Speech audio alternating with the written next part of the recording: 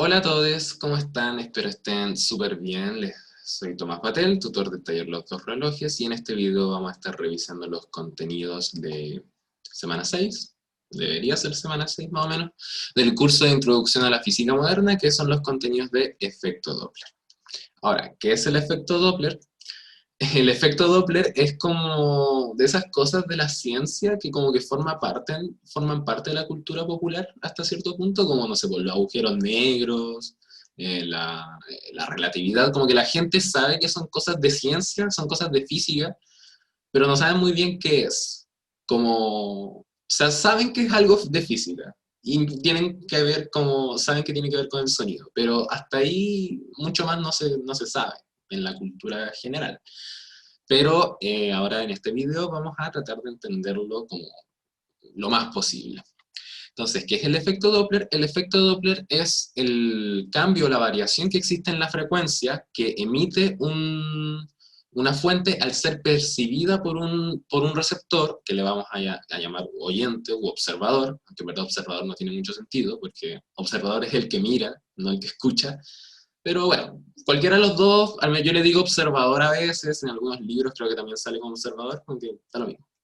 Pero, en fin, el efecto Doppler es el cambio que existe en la frecuencia emitida al ser percibida por un receptor o un oyente cuando al menos una de las partes está en movimiento. ¿Y a qué me refiero con eso? Que, por ejemplo, el observador se puede estar acercando a la fuente y esta fuente está quieta emitiendo el sonido y el observador, el oyente, va y se acerca, o yo como oyente estoy quieto y la fuente va y se acerca hacia mí, o yo me muevo ambos se están moviendo y se están acercando hacia sí y después se adelantan, o yo como observador voy persiguiendo a la fuente. Cualquiera de esas posibles combinaciones de movimiento y más generan un cambio en la frecuencia percibida. Y ahora, es importante entender que el efecto Doppler no es una ilusión óptica, o sea, una ilusión acústica, como es un fenómeno físico. De verdad, la onda se ve distorsionada, se ve físicamente alterada por el movimiento de una de las partes. No es como las ilusiones ópticas que, no sé, uno ve que algo, que una pelotita es más grande que la otra, pero en verdad son del mismo porte y es un tema de percepción. Ya, acá no es un tema de percepción. De verdad, la onda físicamente cambia cuando una de las partes está en movimiento. ¿Ok? Ahora, ¿a qué se debe este cambio de frecuencia? Se debe a que cuando una de las partes se está moviendo, la cantidad de máximos de onda, y a qué me refiero con máximos de onda, si estamos imaginando la onda sinusoidal, los puntos máximos, ¿sí? Estos puntos máximos son los máximos de onda y les vamos a llamar de ahora en adelante frentes de onda, ¿sí? Entonces cuando yo hable de un frente de onda, otro frente de onda, de la misma onda estamos hablando de dos máximos consecutivos, ¿ok? Eso es como importante tomarlo en cuenta. Entonces, cuando una de las partes se mueve, la cantidad de máximos, la cantidad de frentes de onda que está recibiendo el oyente va a cambiar y puede recibir más frentes de onda o puede recibir menos frentes de onda. Y este cambio en la cantidad de frentes de onda que recibe el oyente va a implicar un cambio en el periodo, ¿sí? Porque la onda, por así decirlo, completa más ciclos en una cantidad de tiempo. ¿Sí? Porque, ¿a qué me refiero es que completa más ciclos? Porque llegan más frentes de onda. Entonces, si la onda está así, al llegar más frentes de onda en un intervalo de tiempo, es como que la onda fuera más rápido, como que completara sus ciclos más rápido. Entonces, esto implica un cambio en el periodo. Y este cambio en el periodo va a implicar un cambio en la frecuencia. ¿Sí? Porque la frecuencia, recordemos que es el inverso del periodo. Entonces, cuando llegan más frentes de onda o llegan menos frentes de onda, el periodo va a cambiar. Porque recibo más o menos frentes de onda, la onda se demora menos tiempo en completar un ciclo y al haber un cambio en el periodo, va a existir un cambio en la frecuencia. ¿Sí? Pero ¿cómo pasa esto?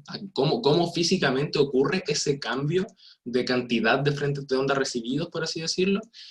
Veámoslo por caso. Veamos primero el caso en que la fuente es la que se está moviendo. Entonces vamos a considerar una fuente, el típico ejemplo, una ambulancia. La ambulancia está emitiendo un sonido. ¿Ok? Y vamos a considerar el instante inicial justo en el cual la ambulancia, por así decirlo, prende su baliza o prende su sirena. Entonces tenemos solamente un frente de onda. Esta es como paréntesis, por así pensarlo, o estas líneas de acá, que están curvas, van a ser los frentes de ondas que se vayan emitiendo. ¿Ya? Entonces vamos a asumir como el instante inicial t igual 0 cuando recién la sirena prende o sea, la ambulancia prende su sirena, entonces tengo recién un frente de onda, porque la onda sonora recién se está empezando a emitir y va a empezar a viajar. Entonces justo en el inicio tengo un máximo, tengo recién un frente de onda. ¿Ya? Y vamos a, lógicamente, como estos frentes de onda son ondas de sonido, estas ondas se desplazan con velocidad c. En este caso, este frente de onda va a ir hacia la derecha con rapidez c, y este otro frente de onda va a ir con rapidez c, en este caso hacia la izquierda. También tengo en teoría un frente de onda por acá arriba, que está yendo hacia arriba con rapidez c, pero esos no nos interesan en este caso cuando estamos estudiando efecto Doppler. El efecto Doppler nosotros solo lo estudiamos cuando el movimiento es unidimensional. Entonces solo nos va a importar los frentes de onda que van hacia la izquierda y hacia la derecha. También vamos a poner un pseudo sistema de referencia acá centrado en la ambulancia, en la fuente, solo para ver como cuánto se van desplazando las cosas a medida que va pasando el tiempo. ¿Sí? No tiene otra finalidad. Entonces vamos a echar a correr el tiempo y vamos a dejar que el tiempo, el intervalo de tiempo, como el tiempo que dejo pasar, va a ser igual al periodo de la onda. ¿Por qué esto? Ya van a ver. El punto es que dejo pasar el tiempo y veo que la ambulancia, en este caso, comparado a como estaba antes, se mueve, se desplaza, acá un desplazamiento delta x sub a. Entonces se desplaza la ambulancia hacia la derecha y si se fijan, también los frentes de onda se mueven. En este caso este frente de onda va hacia acá y este otro frente de onda va hacia acá, cuando dejo pasar el tiempo. ¿Y por qué menciono que el tiempo que dejo pasar es igual al periodo? Porque en este caso, como el tiempo que dejo pasar es igual al periodo, en ese rato que dejé pasar, la onda completó otro ciclo. Entonces partí en un máximo y ahora tengo otro máximo. Entonces tengo otro frente de onda que aparece.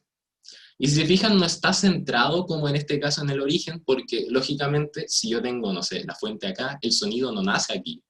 ¿Sí? El sonido nace donde está la fuente, y en este caso la fuente está desplazada hacia la derecha, este desplazamiento de aquí. Entonces también el sonido va, su lugar de nacimiento, por así decirlo, también va a ir moviéndose a medida que va pasando el tiempo. Y nuevamente voy a dejar pasar otro intervalo de tiempo que también va a ser igual al periodo. Entonces, los frentes de onda, si se fijan, se desplazan aún más. Estos se desplazan hacia la derecha con rapidez c, estos hacia la izquierda con rapidez c, y también la ambulancia se desplaza aún más hacia la derecha. Y si se fijan, el desplazamiento delta x sub a crece, es mayor. ¿Ya? Como dejé pasar un intervalo de tiempo igual al periodo, nuevamente tengo otro frente de onda que nace, ¿sí? Y si se fijan, está más corrido hacia la derecha, porque la ambulancia se va moviendo cada vez más a la derecha, entonces el sonido va naciendo donde está la ambulancia. Y en este caso tengo tres frentes de onda que puedo estudiar. Y si vemos el espacio que está entre estos frentes de onda, esta distancia que está aquí, corresponde a la longitud de onda de las ondas, ¿sí? Y si se fijan, tengo lambda 1 igual a lambda 2. Bueno, no igual, ojo, no tengo lambda 1 igual a lambda 2, perdón. De hecho son distintos. De hecho lambda 1 es mayor que lambda 2, porque a pesar de que el dibujo no esté hecho 100% a escala y no sea el mejor dibujo del planeta, sí se nota que esta distancia de acá, entre estos frentes de ondas de aquí, es mayor que la distancia entre estos frentes de ondas de aquí. Entonces tengo que la longitud de onda de esta onda que va yendo hacia la izquierda es mayor que la longitud de onda de esta onda que va viajando hacia la derecha.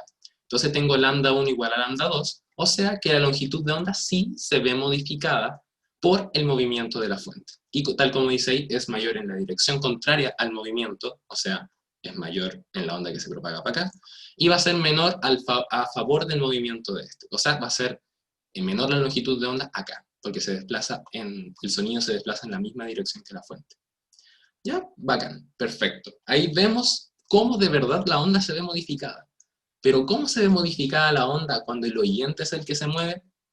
Y acá no es tanto que la onda se vea modificada físicamente en sí, pero sí el movimiento del oyente genera una modificación en la percepción de la onda. Suena muy rebuscado, pero ahora con esta analogía creo que va a quedar un poco más claro. Ahora hay muchas analogías en internet, yo les voy a explicar un poquito la del río que trae como piedritas o gravilla.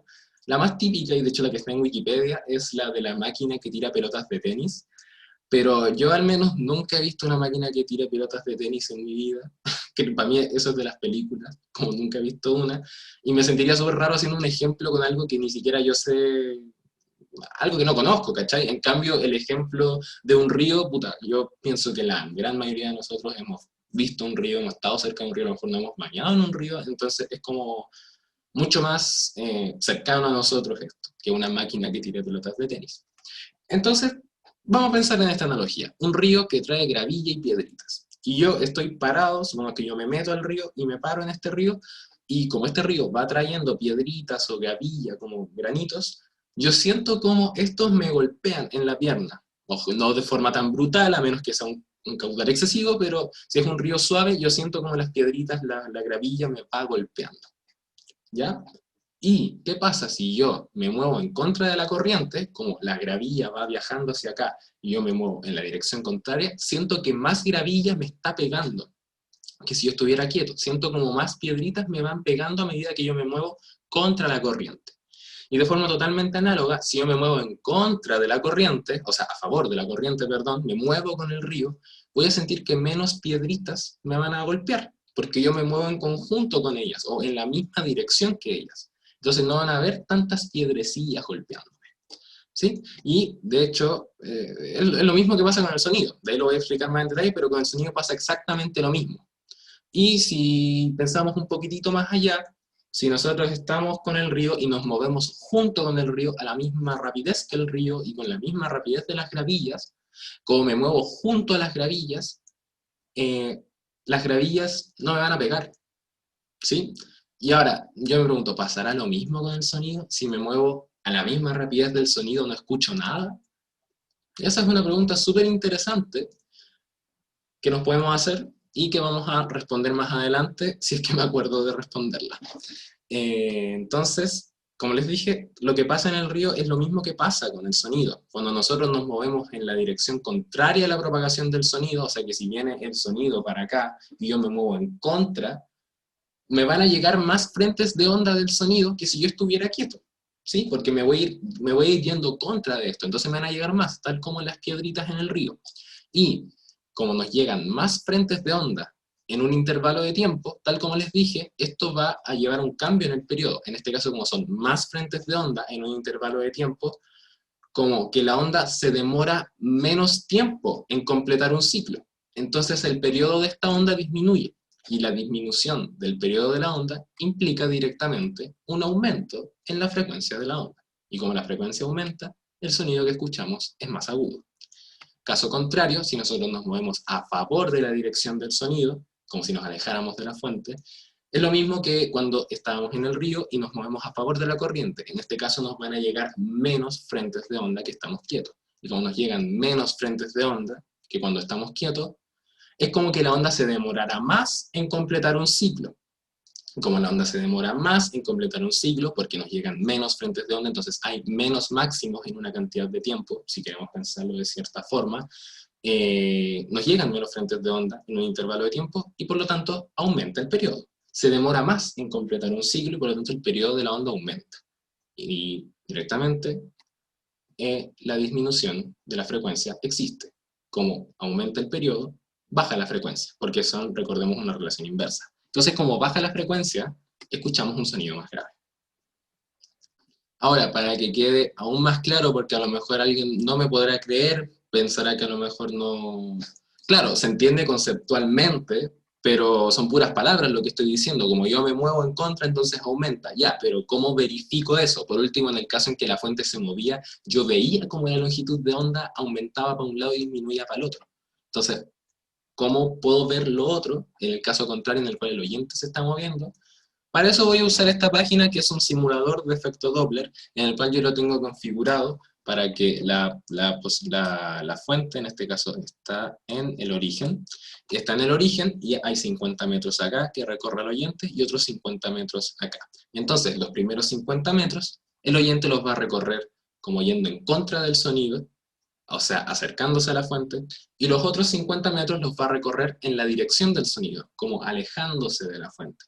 Y con la mayor habilidad de visión que tenga, voy a ir contando acá abajo, la cantidad de frentes de onda que va a percibir este, este oyente en cada uno de estos tramos. Como el oyente va con velocidad constante, en este caso le va a tomar la misma cantidad de tiempo en ir de los 50 a la posición 0 que de la posición 0 a la posición menos 50. Entonces voy a contar la cantidad de frentes de onda que llegan en la misma cantidad de tiempo. ¿Sí? Entonces eso lo voy a hacer con habilidad de edición de Spielberg y vamos a echar a correr el simulador. Ahí vemos cómo los frentes de onda van golpeando, son varios frentes de onda que golpean al oyente y si se fijan, ahora son muchos menos. Como se nota que son menos la cantidad de frentes de onda que golpean. Y ya acá estarán viendo los números y se darán cuenta que la cantidad de frentes de onda, en este caso, este tramo de aquí, es muchísimo mayor, o no sé si tan muchísimo mayor, pero va a ser bastante mayor que la cantidad de frentes de onda que hay acá. Y de hecho, esta página te tira al tiro la frecuencia la frecuencia emitida de 100 Hz, y te va a tirar la frecuencia que va a estar escuchando el oyente. ¿Sí? Si reseteamos, vemos que en este caso, como se está acercando a la fuente, la frecuencia percibida es mayor. Y en el momento en que se empieza a alejar de la fuente, disminuye a 50. Y es de hecho la mitad de la frecuencia emitida original. ¿Sí? Y eso es como lo que la mayoría de gente sabe del efecto Doppler, o lo que se entiende como más rápidamente y lo que es más fácil de aprender. Si yo me acerco a la fuente, la frecuencia es más aguda, y si yo me alejo es más grave. Y ese es como el mantra general.